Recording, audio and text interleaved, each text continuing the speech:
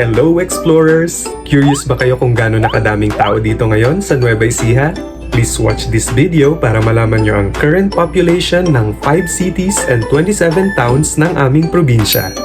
Noong taong 2024, ang probinsya ng Nueva Ecija ay nagtala ng kabuoang populasyon na 2,395,816 na panglabing-dalawa sa pinakamataong probinsya sa Pilipinas. Ang bayan naman ng Aliaga ay may populasyon na ngayon na 72,134.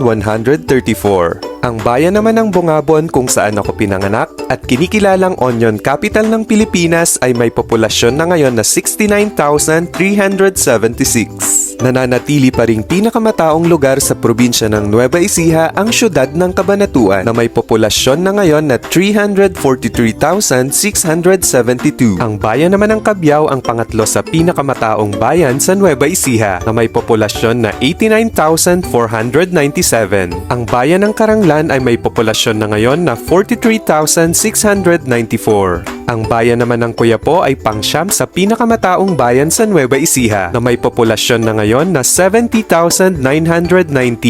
Ilan na ang populasyon ngayon sa bayan ng Gabaldon? May naninirahan na ditong 40,223 katao. Ang populasyon naman ngayon sa lungsod ng Gapan ay umabot na sa 129,610 na pangatlo sa pinakamataong syudad sa Nueva Ecija. Dumako naman tayo ngayon sa bayan ng Natividad na may populasyon na ngayon na 43,779. As of July 2024, ang bayan ng General Tino ay may populasyon na 58,093. Ang pangalawa sa pinakamataong bayan sa Nueva Ecija ay ang munisipalidad ng Gimba na may populasyon na ngayon na 131,468. Ang bayan ng Jaen ang panglima sa pinakamataong bayan sa Nueva Ecija na may populasyon na ngayon na 83,895. Ang bayan naman ng Laur sa silangang bahagi ng Nueva Ecija ay may populasyon na 40,185. Isa sa maliliit na bayan ng Nueva Ecija ang munisipalidad ng Likab na may populasyon na 29,590. Umabot na sa 44,620 ang populasyon ng munisipalidad ng Llanera.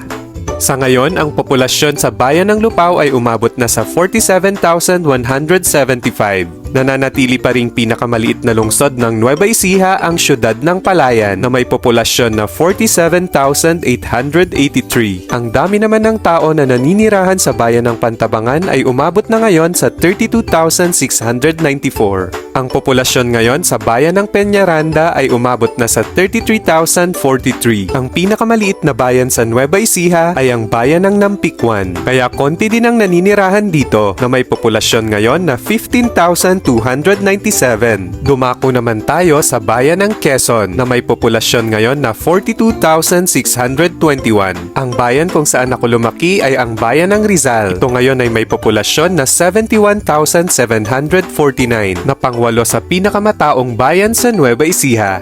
Umabot na sa 84,958 ang mga naninirahan sa bayan ng San Antonio at ito ngayon ang pang-apat sa pinakamataong bayan sa Nueva Ecija. Ang makasaysayan namang bayan ng San Isidro ay may populasyon na 55,108. Ang pangalawa sa pinakamataong syudad sa Nueva Ecija ay ang lungsod ng San Jose. Ngayon, ang populasyon dito ay 156,714. Ang populasyon ngayon sa bayan ng San Leonardo ay umabot na sa 69,180 at ito ang pang-11 pinakamataong bayan sa probinsya. Pang-6 sa pinakamataong bayan sa Nueva Ecija ang munisipalidad ng Santa Rosa at ito ngayon ay may populasyon na 80,258. Umabot na sa 63,750 ang mga naninirahan sa bayan ng Santo Domingo. Dumako naman tayo ngayon sa nag-iisang Science City sa Pilipinas, ang lungsod agham ng Muñoz o Science City of Muñoz. Ito ay may populasyon na 85,061.